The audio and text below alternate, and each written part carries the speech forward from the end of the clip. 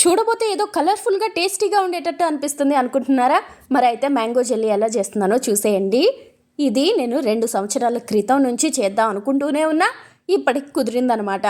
ఏం లేదు, ఇలాగా పండిన మామిడి పండుని తీసుకొని కొంచెం నీళ్లు వేసుకొని బాగా మిక్సీ పట్టేస్తే, ఆ తర్వాత ఇది ముఖ్యమైనది, నేను చేసిన దరిద్రమైన పని ఏంటంటే వెజ్ జెలాటినో అగార్ అగారో యూస్ చేయకుండా నాన్ వెజ్ సింబల్ అంటే మెరూన్ కలర్ ట్రయాంగిల్ మార్క్ ఉంటుంది కదా, ఆ జెలాటిన్ని ఆర్డర్ పెట్టేసి దాన్ని యూస్ చేసేసా.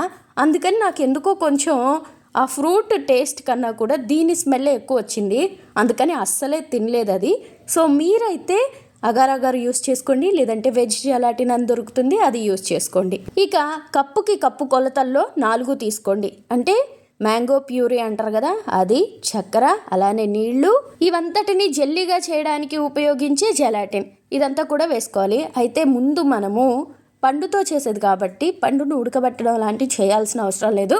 అందుకని నీళ్లు వేడి చేసి అందులో చక్కెర వేసి అవి రెండు బాగా కలిసిపోయి చక్కెర కరిగిపోయిన తర్వాత ఈ జెల్లీ కోసం అని జెలాటిన్ వేసేసి 1 నిమిషం బాగా ఉడకబెట్టేసి ఆ తర్వాత మరొక 30 సెకండ్లు ఈ ఫ్రూట్ని కూడా వేసి కలిపేసి స్టవ్ ఆఫ్ చేసేస్తే చాలు. ఆ తర్వాత బాగా చల్లారి చేయాలి. జస్ట్ ఊరికే చల్లబడ్డా కూడా అది జెల్లీలాగా అవుతూ ఉంటుంది. మనం ఒక 2-3 గంటలు ఫ్రిడ్జ్లో పెట్టినా లేదంటే బయట పెట్టినా జెల్లీలాగా అయిపోతుంది. మనం తింటూ ఉంటే టేస్టీగా కూడా ఉంటుంది. కానీ గుర్తుపెట్టుకోండి, ఎక్కువ చక్కెర వేయాల్సి వస్తుంది, లేదంటే అది చప్పగా ఉంటుంది కదా జెల్లీ, తినేటప్పుడు అంత బాగా అనిపించదు. మ్యాక్సిమం ఇవి ఎక్కువ సార్లు చేసుకోకపోవడమే మంచిది. అలానే పండుని ఉడకబెట్టినా కూడా హెల్దీ కాదంటారు, మరి అది కూడా చూసుకోవాలా.